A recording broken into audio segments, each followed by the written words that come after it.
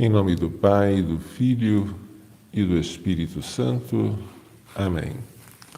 Hoje vamos falar sobre o cura de Ars, porque estamos iniciando o mês de agosto, mês vocacional. Daqui a pouco vamos celebrar a festa de São João Maria Vianney, mas vamos começar, como de costume, recitando as 3 Ave-Marias. Ó Maria, fazei o meu coração tão puro quanto o vosso, pelo poder que vos deu Deus Pai. Ave Maria, cheia de graça, o Senhor é convosco, bendita sois vós entre as mulheres, e bendito é o fruto do vosso ventre, Jesus. Santa Maria, Mãe de Deus, rogai por nós, pecadores, agora e na hora da nossa morte. Amém. Pela sabedoria que vos deu o Deus Filho. Ave Maria, cheia de graça, o Senhor é convosco, bendita sois vós entre as mulheres, e bendito é o fruto do vosso ventre, Jesus. Santa Maria, Mãe de Deus, rogai por nós, pecadores, agora e na hora da nossa morte. Amém. Pela misericórdia que vos deu o Espírito Santo. Ave Maria, cheia de graça, o Senhor é convosco, bendita sois vós entre as mulheres, e bendito é o fruto do vosso ventre, Jesus. Santa Maria, Mãe de Deus, rogai por nós, pecadores, agora e na hora da nossa morte. Amém. Em nome do Pai, do Filho e do Espírito Santo. Amém. Bem, o Santo Cura de Ars, declarado padroeiro ou patrono dos párocos, modelo dos sacerdotes, é uma figura paradoxal. Ele poderia ser o último de todos e sempre se considerou assim. Ele teve uma dificuldade enorme para aprender o necessário para se tornar um sacerdote. Nascido na França, ele não aprendeu bem nem o francês, nem o latim, que se exigia para a formação sacerdotal. A sua memória não ajudava nos seus escritos, nem sempre encontramos um primor gramatical, mas, apesar de toda essa carência, conta-se que ele foi ordenado mais por compaixão do que por méritos intelectuais.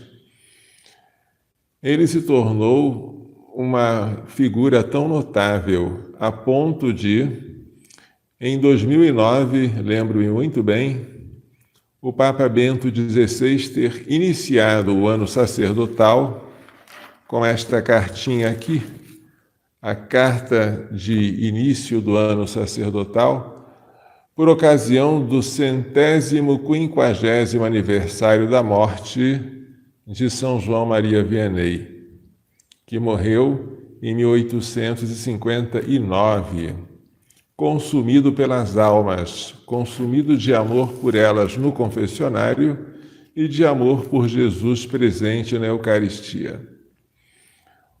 É bom lembrar algumas coisas.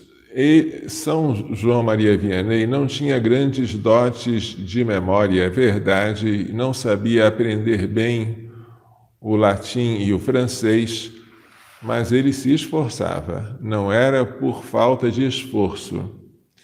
E, além disso, ele teve sempre pessoas que o ajudavam, outros padres que o acompanhavam nesse assunto. Inclusive, depois do sacerdócio, ele teve a ajuda e ele próprio procurou se instruir com livros na medida em que a sua capacidade o permitia. Mas aquilo que excedia a sua força natural, o Espírito Santo supria. Aí sim, não devemos nunca deixar tudo para o Espírito Santo, sem que a gente faça o que está ao nosso alcance. Mas se a gente, esgotada das forças da natureza, parece que a gente não consegue nada, a gente tem que confiar que Deus fará aquilo que está acima do nosso poder e até vai se servir de instrumentos de argila como nós para fazer maravilhas. É do feitio de Deus, é do costume de Deus servir-se dos últimos, daquilo que é desprezado, daquilo que não é, para, como se diz, humilhar aquilo que é, ou aquele que se gloria. É do costume de Deus levantar os humildes e fazer derrubar dos seus tronos os poderosos. Isso que Nossa Senhora disse no Magnificat aplica-se perfeitamente a São João Maria Vianney, que por falta de oportunidade começou a estudar bem tarde, teve que interromper os estudos por causa das guerras napoleônicas, teve que se refugiar como desertor para não servir ao exército. E depois, quando recomeçou os estudos, fez sempre de maneira muito difícil, muito precária, porque a memória não ajudava na sua capacidade de aprendizado. No entanto, ele cultivou sempre, graças a Deus, um extremo amor por Jesus Eucarístico, pelas almas e por Nossa Senhora. E com isso, Deus fez o resto. E quanta coisa restava, não é? Mas ele fez esse resto.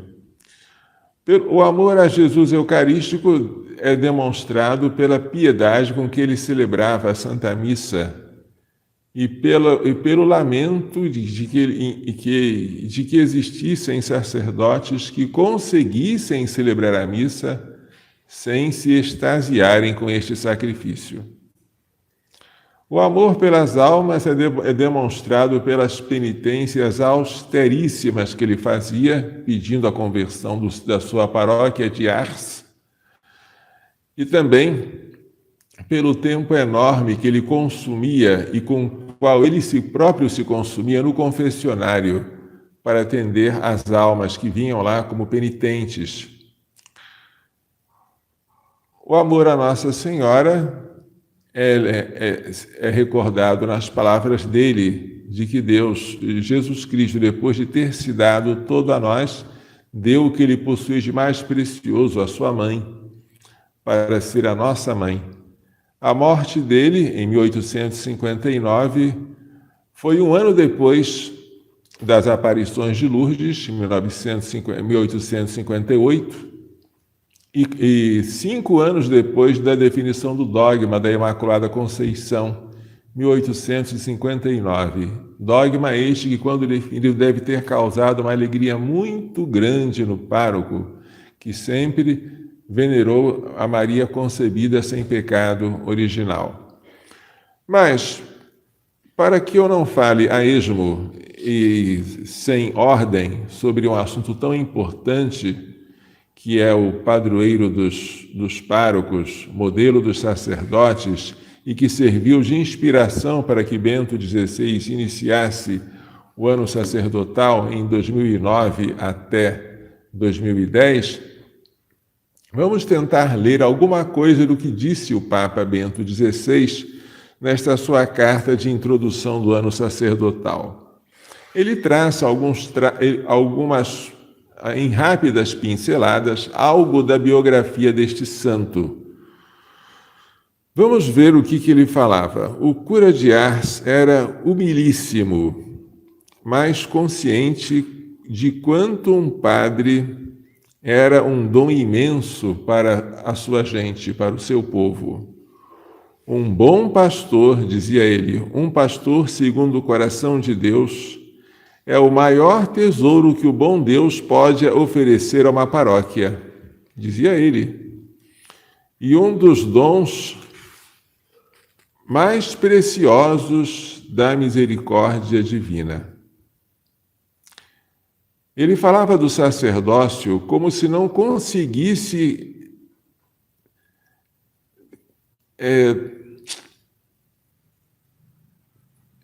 entender a grandeza do dom e do dever confiado a uma criatura humana. Oh, como o sacerdote é grande, dizia ele. Se ele se compreendesse, morreria. Preste atenção. Se o sacerdote compreendesse a si mesmo, isso para mim é um puxão nas duas orelhas, morreria. Deus lhe obedece, Deus obedece a ele. Ele pronuncia duas palavras e nosso Senhor desce do céu a sua voz e se encerra em uma pequena hóstia. Veja como São o santo cura de Ars, que se tinha na conta de nada, do mais ignorante de todos e de totalmente incapaz de desempenhar a sua função, admirava-se também que Deus tivesse confiado justamente a ele o ministério sacerdotal, cujo poder excede o dos anjos, não há a menor dúvida. Um anjo não celebra a missa, nem perdoa pecados. Explicava aos seus fiéis a importância do sacramento, dizendo: tirado o sacramento da ordem, não temos o Senhor. Quem o há colocado no tabernáculo? O sacerdote. Quem a acolhido na vossa alma antes de entrar nela?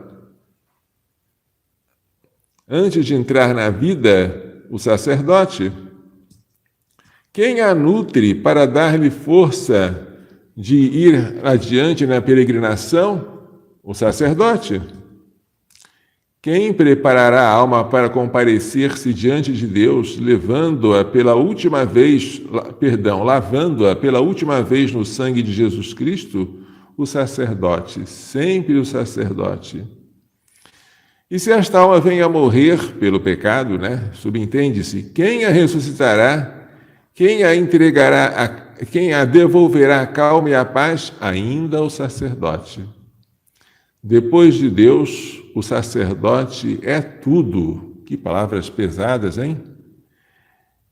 Ele próprio não se entenderá bem a não ser no céu. O padre não vai entender quem ele é perfeitamente a não ser no céu. Vocês talvez estejam espantados com essas palavras. Imagine eu. Eu me espanto por não me espantar suficientemente.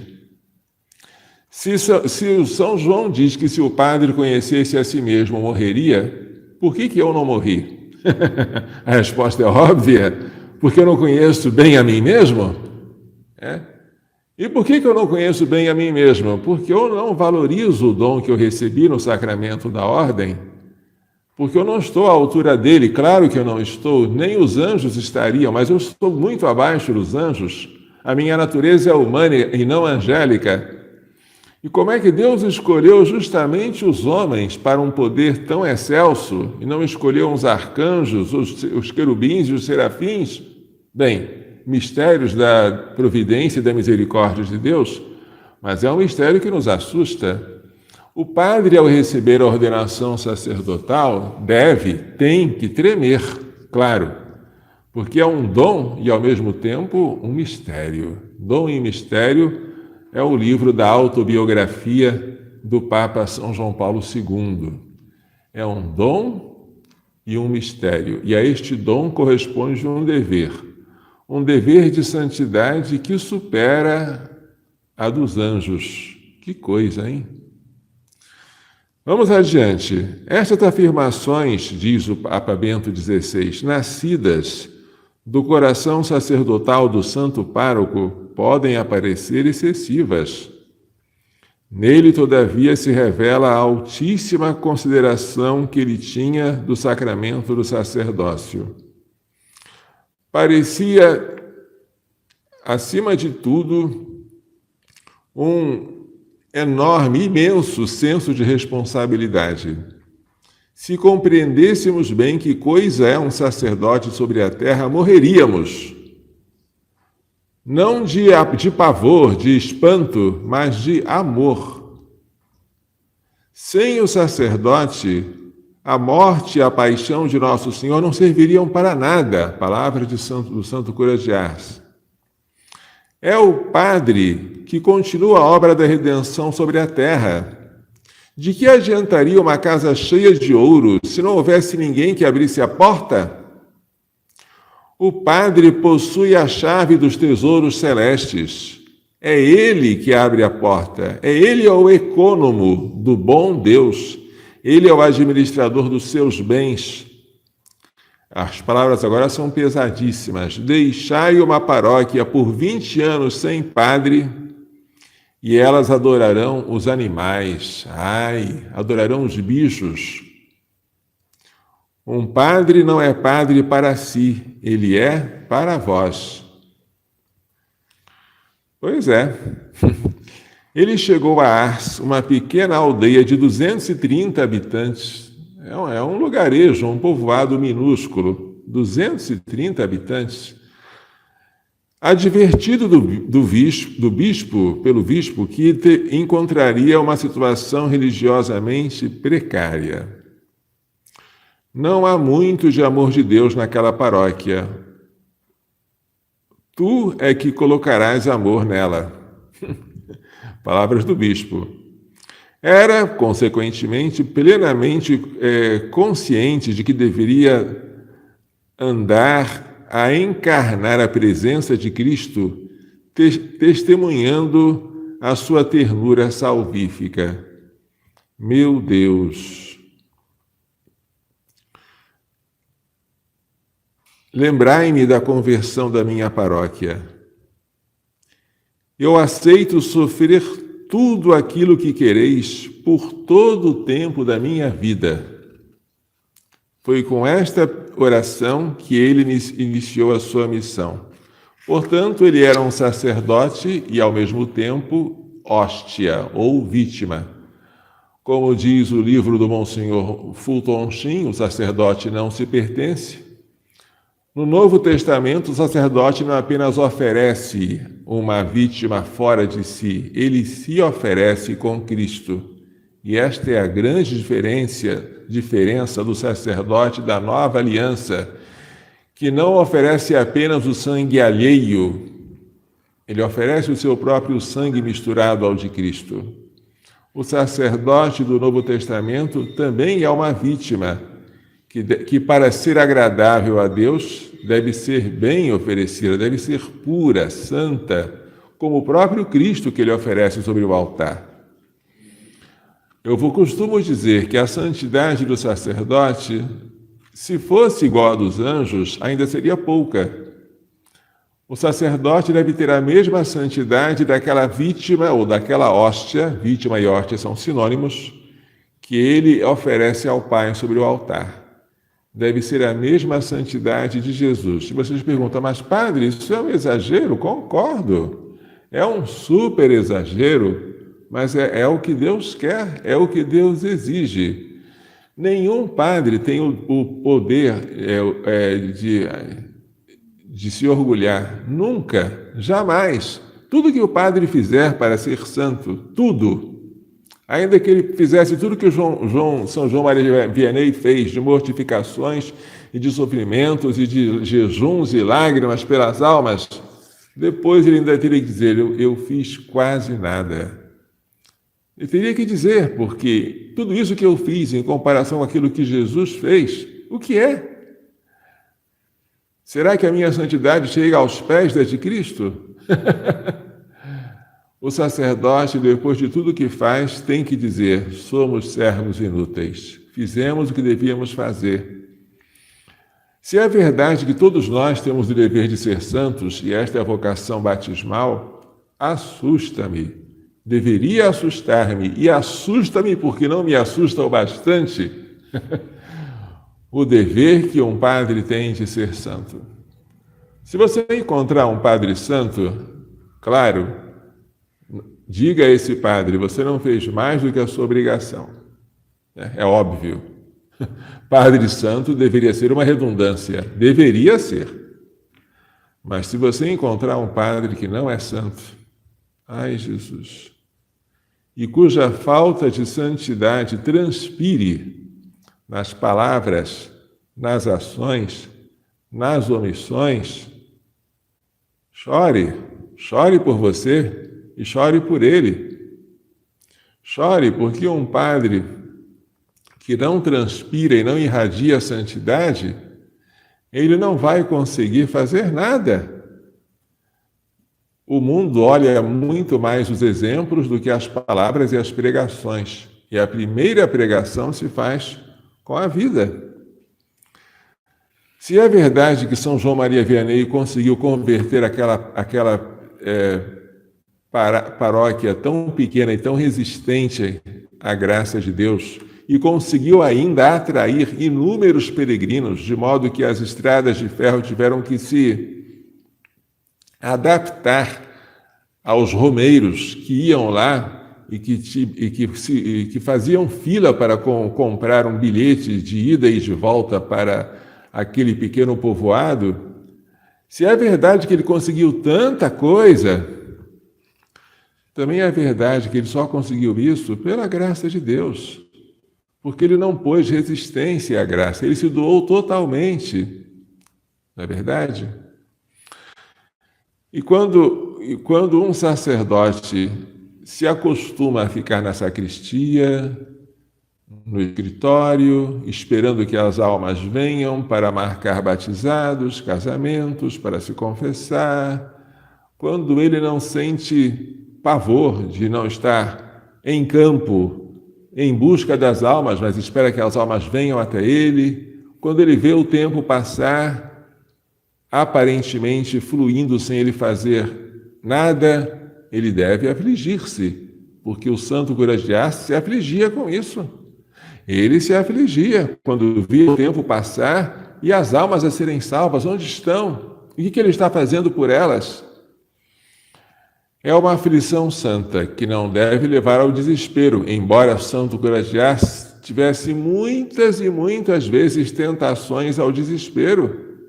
Ele achava que poderia não ser salvo, porque a sua ignorância, a sua pequenez não estavam nem aos pés daquilo que seria exigido para ser um sacerdote.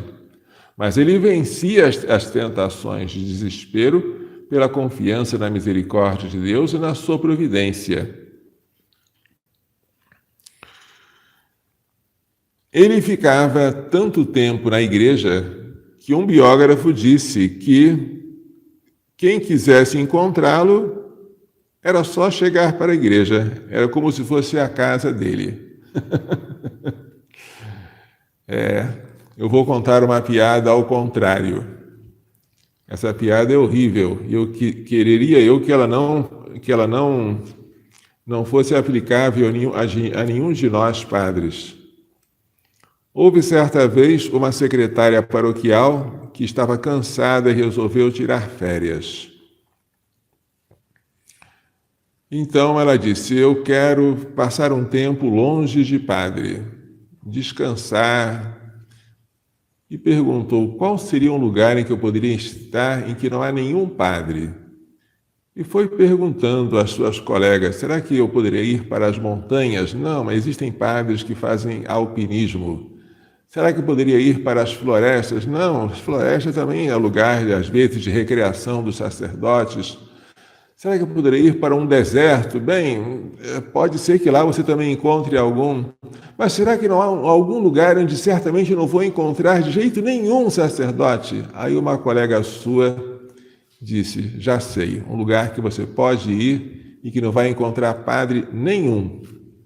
A Capela do Santíssimo. Ai, que piada horrível! Esta piada é para rir ou é para chorar? Se alguém inventou essa piada, é porque encontrou em nós, padres, um exemplo a não ser seguido. Os padres, ou pelo menos uma classe deles, ou uma parte deles, são conhecidos pela sua ausência do Santíssimo Sacramento. por estarem em todos os lugares, menos na capela onde está Jesus. Estão nas favelas, estão nas fábricas, estão nos sindicatos, estão nas ruas, mas na capela você pode ir que eles não estarão jamais. Que piada horrorosa! Exatamente o contrário do que faziam quando queriam procurar o santo cura de Ars. Ele quase morava na casa, né?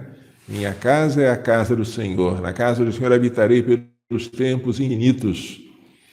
Ele poderia dizer com o Salmo 22, né? O Salmo do O Senhor é o meu pastor. Mas o fato de dizer que ele morava na igreja, isso era dito por um geólogo, um biógrafo dele, não deve fazer transcurar que o santo cura de Ars sabia também habitar ativamente em todo o território da sua paróquia. Ele visitava sistematicamente os doentes e as famílias, organizava missões populares e festas patronais. Ele reunia e administrava dinheiro para as suas obras de caridade e missionárias.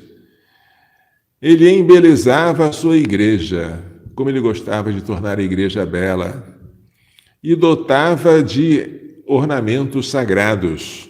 Ocupava-se das órfãs, das órfãs da Providência, um instituto por ele fundado para as meninas abandonadas. E ocupava-se das suas educadoras. Interessava-se pela instrução dos meninos, das crianças. Fundava confrarias e chamava os leigos a colaborar com ele. Portanto, ele não pode ser acusado de ser omisso quanto à missão.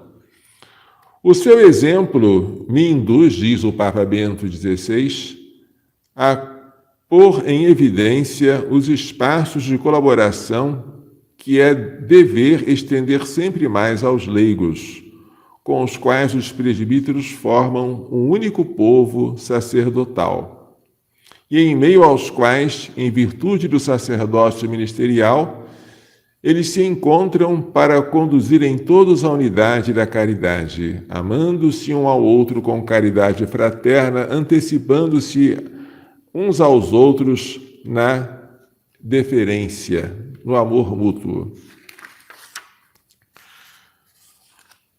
Aos seus paroquianos, o santo cura de Ars ensina sobretudo com o testemunho da sua vida. De seu exemplo, os fiéis aprendiam a rezar, permanecendo de bom grado diante do tabernáculo para uma visita a Jesus Eucarístico. Dizia ele: não há necessidade de falar muito para rezar bem. Sabe-se que Jesus está lá, no santo tabernáculo. Abramos-lhe o nosso coração. Alegremo-nos pela sua presença. Esta é a melhor oração. Veja, oração simples, silenciosa, sem muito barulho, sem tumulto. Era assim a oração dele. E exortava: vinde à comunhão, irmãos meus, vinde a Jesus, vinde a viver dele para poder viver com ele. É verdade que vós não sois dignos, mas vós tendes necessidade dele. Esta educação dos fiéis, a presença eucarística e a comunhão, adquiria uma eficácia particularíssima quando os fiéis o viam celebrar o santo sacrifício da missa. Quem assistia dizia que não era possível encontrar uma figura que melhor exprimisse a adoração. Contemplava a hóstia amorosamente. Todas as boas obras reunidas não equivalem ao sacrifício da missa, porque elas são obras dos homens, enquanto a Santa Missa é obra de Deus, dizia ele. Estava convencido de que da missa dependeria todo o fervor da vida de um padre. A causa do relaxamento do sacerdote é que ele não presta atenção à missa.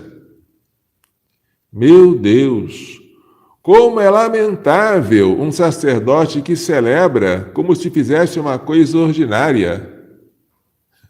Palavras do santo cura de Ars. Nossa, que puxão de orelha, hein? Eu acho que nós padres ficaríamos com a orelha de um elefante depois desses sermões aqui. E tinha adquirido o hábito de oferecer sempre, celebrando também o sacrifício da própria vida. Como faz bem um sacerdote quando oferece a si mesmo a Deus em sacrifício todas as manhãs. Todas as manhãs, o sacerdote deve oferecer-se a Deus em sacrifício. Esta identificação pessoal ao sacrifício da cruz o conduzia, com um só movimento interior, do altar ao confessionário. Os sacerdotes não deveriam nunca conformar-se de ver os seus confessionários desertos, vazios, nem limitar-se a constatar que o povo não tem afeição em relação a este sacramento. No tempo do santo cura de Ars, na França, a confissão não era nem mais fácil, nem mais frequente que nos nossos dias. Era o tempo da Revolução Francesa, pouco depois, não é? Aquele tempo em que houve uma devastação religiosa. Mas ele procurou, de algum modo, com a pregação, com a oração e o conselho persuasivo, fazer redescobrir aos seus paroquianos o significado e a beleza da penitência sacramental, mostrando-a como uma exigência íntima da presença eucarística. Ele soube, assim, fazer um círculo virtuoso, em vez de ser vicioso, um círculo virtuoso. Com a longa permanência na igreja diante do tabernáculo, fez que os fiéis começassem a imitá-lo, procurando visitar Jesus, e ficassem ao mesmo tempo seguros de encontrar o seu pároco disponível para escutá-lo e perdoá-lo. Em seguida, foi a massa crescente de penitentes provenientes de toda a França a entretê-lo no confessionário até 16 horas por dia. Meu Deus, o dia tem 24 horas. 16 horas no confessionário. Ele chegou a esse cúmulo de imolação pelas almas. Dizia-se então que Ars se tornava o grande hospital das almas. A graça que ele obtinha para a conversão dos pecadores era tão forte que se andava a procurar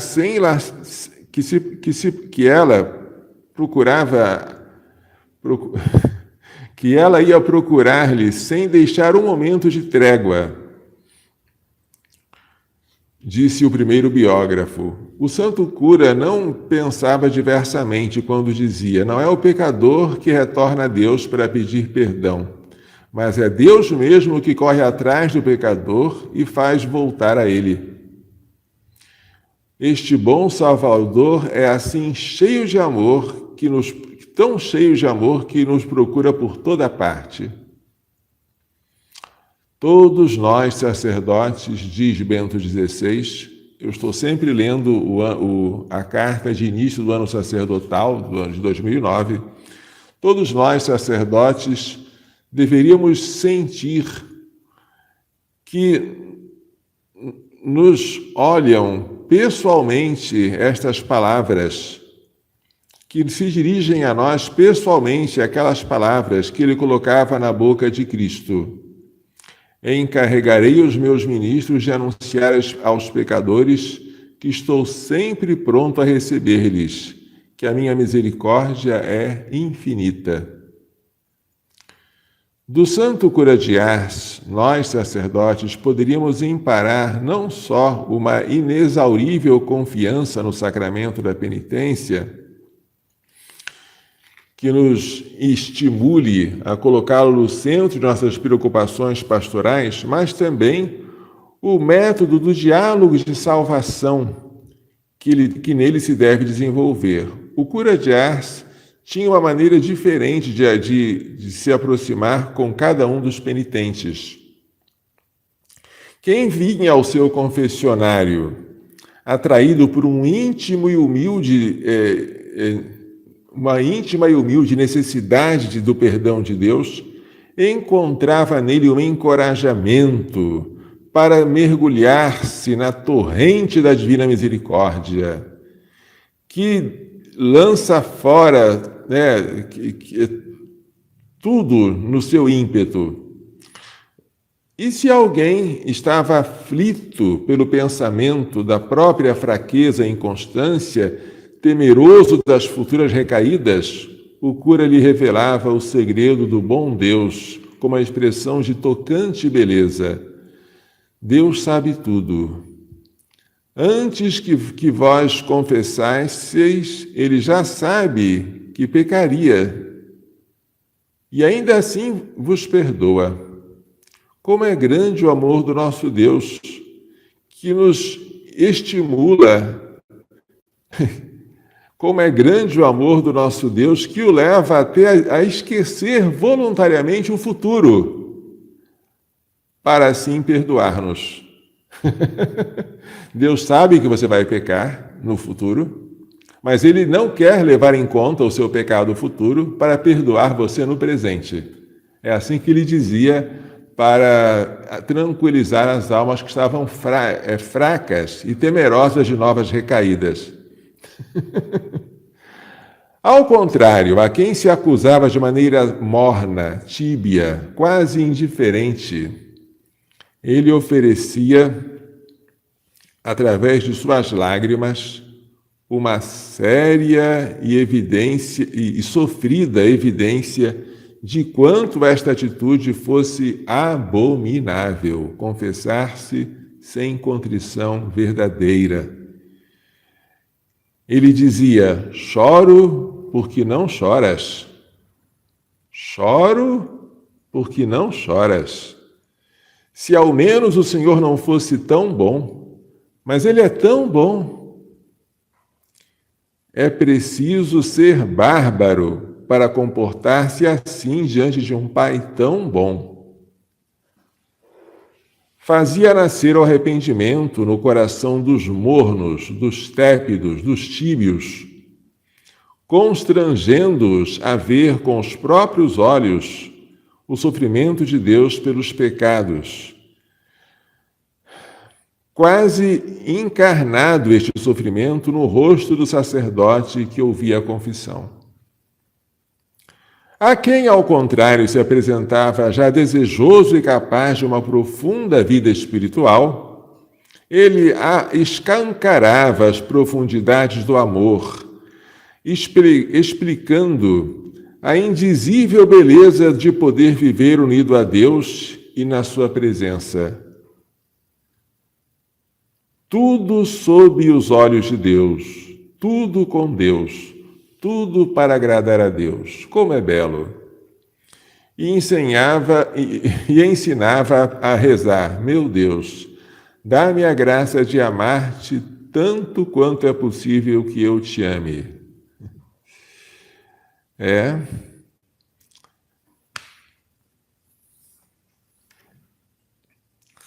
O cura de Ars, no seu tempo, soube transformar o coração e a vida de tantas pessoas, porque conseguiu fazê-los perceber o amor misericordioso do Senhor.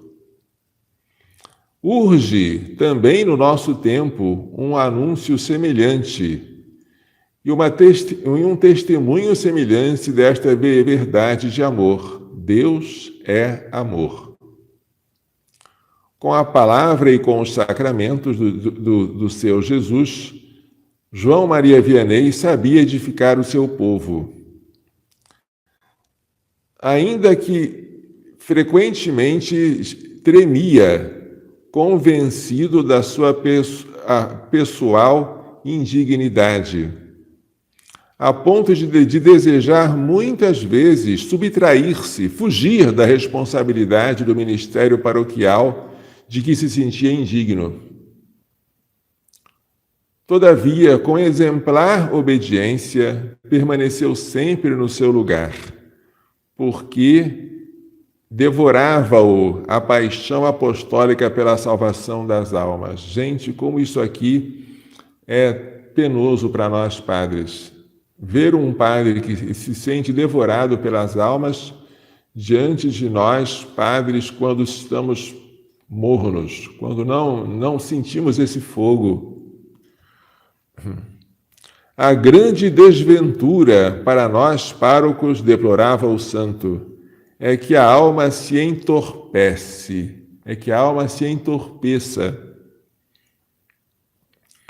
E entendia com este perigoso entorpecer-se dos pastores no estado de pecado ou de indiferença em que viviam tantas de suas ovelhas.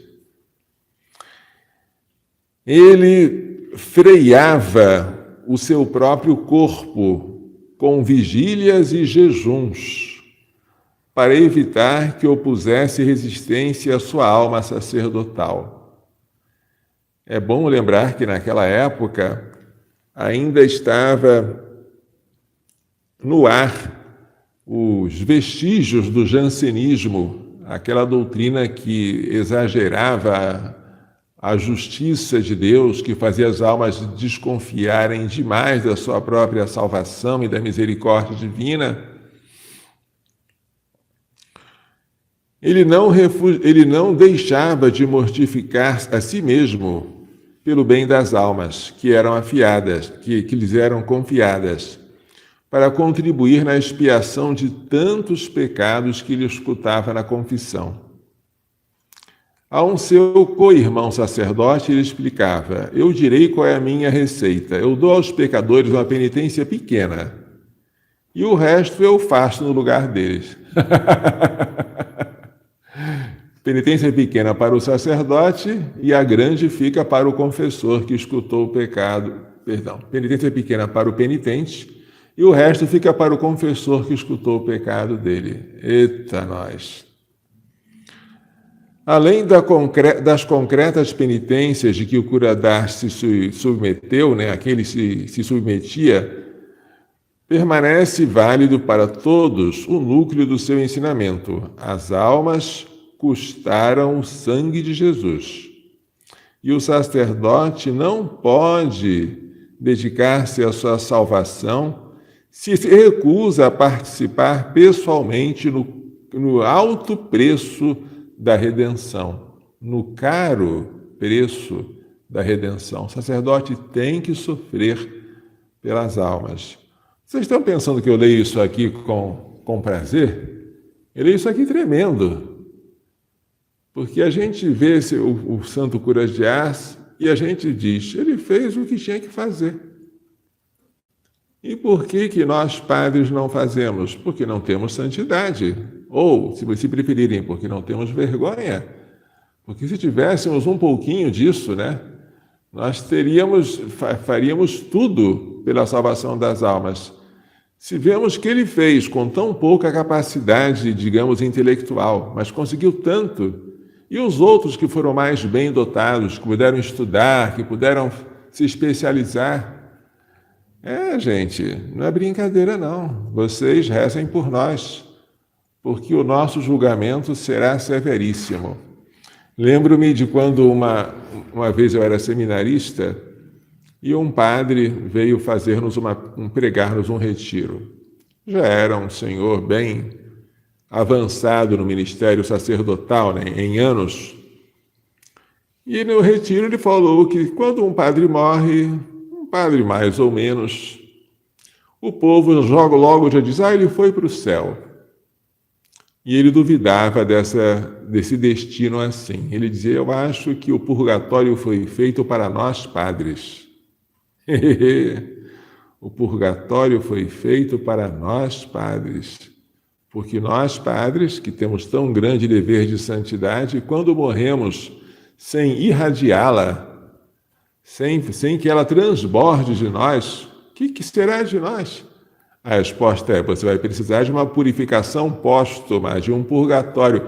Mas que purgatório? porque o dever de santidade do padre é tão grande. Então não é brincadeira. Nós, padres, temos que ser santos para nós e para vocês. Eu tenho que dizer isso. Para vergonha nossa, mas é isso. Temos que transbordar santidade. O padre que é santo só para si ainda faz pouco. Ele tem que irradiar essa santidade para todos. E se ele não irradia? Pior, se ele irradia escândalos, se ele irradia impaciência, se ele irradia pecados visíveis. Imagine, se as pessoas olhando para ele não podem olhar o reflexo de Cristo, a sua ternura, a sua compaixão, a sua retidão, a sua pureza de coração. Que será desse padre, meu Jesus? E que será do povo que lhe foi confiado? Por isso eu peço com temor e tremor, rezem por nós, padres. Não que estejamos à altura desta missão, porque nunca estaremos, mas que sejamos menos indignos dela. Que o Senhor se compadeça de nós e não exija tudo que Ele tem direito de exigir, porque se Ele exigisse, estaríamos perdidos. E que nós, padres, tenhamos ao menos vergonha suficiente para buscarmos fazer o que Santo Caradas fez, que, aliás, falando baixinho, ele não fez nada demais. Ele fez o que todos nós deveríamos fazer. Vou agora dar uns exemplos práticos. Você está querendo se confessar, certo? Certo. Você encontrou um padre rezando. Nossa, que novidade, um padre rezando. Está rezando onde? Está rezando na igreja. Deixa o padre rezar lá. Por quê? Eu quero me confessar. Deixa ele rezar. Mas por que eu preciso me confessar? Deixa rezar. Mas eu estou o padre está precisando de rezar. Mas se ele atender a minha confissão, ele não pode rezar depois? Pode, mas pode ser que ele não reze. Como assim? Um padre não rezar? Infelizmente, o que seria impensável pensar, um padre não rezar, pode acontecer. Pode acontecer que um padre fique tão entretido em atender confissões, em visitar doentes, em dar unção dos enfermos, em fazer bons conselhos e pregações, que no fim do dia ele chegue à seguinte falsa conclusão: eu não rezei o breviário, eu não rezei o terço, mas em compensação eu fiz tantas coisas boas que eu estou desobrigado. Falsa conclusão, falsa. Nada substitui a oração na vida de um padre. Se você vê um padre rezando, deixe ele rezar lá quietinho. Você não sabe que outra ocasião ele vai ter para rezar. E ele está rezando por você. A santidade dele vai depender da oração, do tempo que ele está lá diante do sacrário. Mas preste atenção, quando ele sair do sacrário, agarra. Agarra esse padre, agora você vai me atender em confissão. E aí não aceite nenhuma desculpa. Não, eu tenho que almoçar. Não, o almoço pode esperar. Mas a minha alma não, porque eu tenho que me confessar agora. Não precisa respeitar nem a refeição do padre, nem o sono, mas respeita a hora que ele está rezando. Um padre que reza é o início de toda a conversão dele próprio e daqueles que lhe foram confiados. Mas se o padre não reza, ele sempre vai colocar a culpa nos paroquianos. E você nunca dê pretexto a um padre para colocar a culpa em você. O padre está na fila do confessionário. Bateu o sino. Plim, plim. Que é isso? São 6 horas. 6 horas? É hora das vésperas?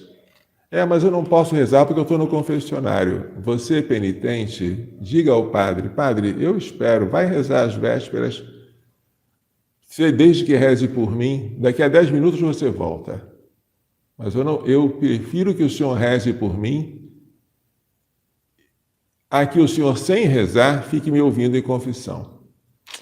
Gente, nem sempre nós, padres, temos coragem de fazer isso, deixar o penitente esperando para a gente rezar a oração, que é a oração da igreja, a liturgia das horas. Nem todos os padres têm essa coragem, mas é preciso ter. Porque nada substitui a liturgia das horas, não. A gente tem que saber deixar o fiel esperando, mas padre, socorro! Você não vai para o inferno, não, porque eu vou rezar por você nesses 10 minutos. Vou voltar daqui a pouquinho. Espera! Gente, como é importante um padre que reza. Aliás, um padre que reza. Eu sinto vergonha de falar isso, né? Padre que reza deveria ser uma água molhada, deveria ser um sol quente. É uma redundância. Se um padre não reza, quem mais reza, meu Jesus? Pois é. Mas isso, infelizmente, existe. Existem padres, e não são poucos, porque as desistências do sacerdócio, infelizmente, não são pouco numerosas. Começa tudo pela falta de oração. Quando a gente reza e reza continuamente, o pecado não entra na nossa alma. Se entra, ele sai logo, porque a oração não permite. A oração tem um poder exorcístico enorme. A receita para chegar à tibieza é você desleixar a oração, relativizar os deveres de rezar, tentar dizer, eu vou acordar mais tarde, mas vou rezar depois. Isso aí é o caminho certo para você diminuir o seu fervor e o fervor das almas que Deus confiou a você. Portanto, rezem por nós. Tenham misericórdia vocês de nós, pobres padres, que fomos chamados para um ministério tão alto e nem que fizéssemos todas as forças do mundo, estaríamos à altura dele. Rezem por nós para que nós, que não somos como São João Maria Vianney, que ao menos cheguemos próximos dele. O desejo do Papa Bento XVI, no ano sacerdotal, era uma renovação do sacerdócio. Tantos escândalos que apareciam na imprensa, não é? E, infelizmente, depois desse ano sacerdotal, eu tenho a impressão, as aparências enganam, mas eu tenho a impressão de que uma tempestade começou a sacudir a barca de Pedro e as águas começaram a entrar. E vem a tentação de acordar Jesus que está dormindo num travesseiro na popa do barco. Senhor, não te importa que pereçamos? Claro que ele não está dormindo. Claro que ele se importa conosco. Claro que a barca não vai afundar. Mas a tempestade é assustadora, essa pela qual estamos passando agora. O Senhor vai intervir no momento certo, mas ele não vai fazer isso sem os padres. Lembre do que disse Santo Cura de Ars, como é grande um padre. Depois de Deus, na terra o padre é tudo. Se o padre é tudo, vamos pedir que esse tudo não nos falte. Que não nos falte quem celebre a missa para nós, quem nos dê a Eucaristia, quem nos absolva os pecados, quem nos dê a unção dos enfermos, quem nos entregue o viático na hora da nossa morte, quem nos dê a indulgência plenária quando estivermos morrendo. Vamos pedir que não falte santidade nos padres e que não falte famílias generosas para oferecer a Deus filhos sacerdotes. Como seria bom? Vou contar uma história pessoal minha. A minha avó, já falecida, certa vez foi se confessar com o cardeal do Rio de Janeiro, naquela época, se não me engano, era o cardeal Leme. Não estou bem certo, não. E ele perguntou a ela na confissão qual é o seu maior desejo. E ela disse, ter um filho sacerdote. Minha avó disse isso. Deus não deu esse filho para ela, mas deu um neto, né? O que já é uma grande coisa. Na segunda geração, ela teve um filho, né? Que sou eu, é o filho sacerdote. E ela esteve presente na minha ordenação sacerdotal. Eu me lembro da presença dela, do meu avô, e de quanta alegria que ela teve de ver pelo menos um neto, já que não era um filho, mas um neto é um filho duas vezes, não é? Um filho ao quadrado, subindo aos degraus do altar pela primeira vez, depois de receber a ordenação das mãos do bispo. Coisa linda! E você já rezou para que haja um filho sacerdote na sua família? Já rezou para que esta preciosidade aconteça? E para isso, quantos filhos você tem? 2? Famílias que quer ter muitos, que quer vocações, tem que ser aberta para a vida. Tem que ter 5, 6, 10, 20 filhos. Quanto mais filhos você tiver, mais a chance de que Deus escolha 1, 2, 3 ou mais para o ministério sacerdotal. Não devemos ser egoístas com Deus. Se queremos vocações, temos que fazer com que o terreno seja fértil. Acreditem, se na minha casa não houvesse um espírito de oração, como sempre houve, se não houvesse o terço diário, e se não nos afastassem das novelas, como nossos pais nos afastaram, poderia até ser que eu tivesse sentido a vocação sacerdotal, mas a semente teria sido sufocada pelos espinhos. Tudo começa com a família. Precisamos de famílias novas, senão as vocações novas não vão surgir. E eu não sei o que é pior, se é uma paróquia sem padres ou uma paróquia com padres que conduzem as almas para o inferno. É difícil, muito difícil, descobrir o que é pior. Que Deus nos livre das duas coisas, né? Que haja padres e haja padres santos para nos guiar.